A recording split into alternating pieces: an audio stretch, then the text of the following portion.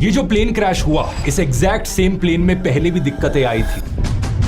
4 साल पहले नवंबर 2021 में ये प्लेन लंदन से हैदराबाद आ रहा था कि फ्यूल लीक की वजह से इसकी इमरजेंसी लैंडिंग करानी पड़ी टर्की में। बोइंग की जिस फैक्ट्री में प्लेन्स बन रहे थे, उस फैक्ट्री के वर्कर्स से जब अंडर कवर जाकर पूछा गया क्या आप इस प्लेन में कभी ट्रैवल करना चाहोगे, तो उन्होंने साफ इनकार कर दिया। Did you fly one? No. You won't fly one.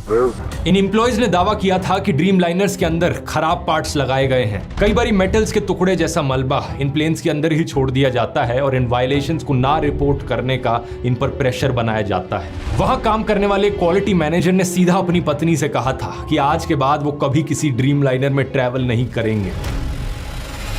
2012 और 13 के बीच में 11 ऐसे प्लेन्स डिलीवर किए गए थे जिनकी क्वालिटी इतनी खराब थी कि सिंथिया किचन्स का कहना था कि उन्हें रात को नींद नहीं आती थी। नमस्कार दोस्तों, 12 जून 2025 दोपहर के ठीक 1:30 बजे एयर इंडिया की फ्लाइट AI-171 अहमदाबाद के सरदार वल्लभ भाई पटेल इंटरनेशनल एयरपोर्ट के लोडिंग बे से बाहर निकलती है। अब वैसे तो इसे दोपहर के 1:10 पर ही लंदन के लिए उड़ान भर लेनी चाहिए थी, लेकिन आज ये फ्लाइट लेट थी। यहां इस्तेमाल किया जा रहा था बोइंग का 787 ड्रीम लाइनर हवाई जहाज और इस दिन ये इस प्लेन की पहली फ्लाइट नहीं थी। इससे पहले करीब 12 घंटे पहले ये प्लेन पेरिस से दिल्ली आया था और फिर सुबह इसने दिल्ली से अहमदाबाद की फ्लाइट ली। इसी फ्लाइट में बैठे थे एक पैसेंजर आकाश वत्सा, जिन्होंने एक बड़ी ही अजीब चीज नोटिस करी। इन्होंने देखा कि प्लेन के विंग फ्लैप्स लगातार ऊपर नीचे हो रहे थे और प्लेन का एसी भी ठीक से काम नहीं कर रहा था। This AC is not working. Look at everyone.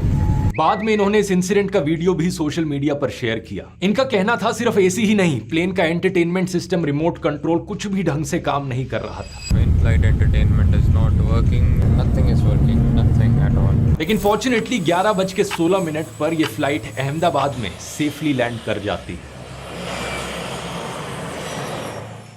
करीब 12:20 पर इस प्लेन की रीफ्यूलिंग करी जाती है और एग्जैक्टली 42 मिनट्स का समय लगता है इस प्लेन में फ्यूल भरने में, जो कि यूजुअल से थोड़ा सा ज्यादा है। आमतौर पर 30 से 35 मिनट का समय लगना चाहिए। एक डीजीसीए के ऑफिशियल बाद में इंडियन एक्सप्रेस को बताते हैं कि ये कोई आउट ऑफ ऑर्डिनरी चीज नहीं थी। थोड़ा सा ज्यादा समय लग सकता है फ्यूल भरने में एक ऐसी मैक्स पेलोड फ्लाइट के लिए, लेकिन जब फ्यूल भर रहा था पैसेंजर्स प्लेन में चढ़ रहे थे। एग्जैक्टली 242 लोग इस प्लेन में चढ़ते हैं। 230 पैसेंजर्स, 10 क्रू मेंबर्स और 2 पायलट्स। प्लेन की कमांड संभाले हुए थे कैप्टन सुमित सबरवाल, जिनके पास 8200 आवर्स का फ्लाइंग एक्सपीरियंस था।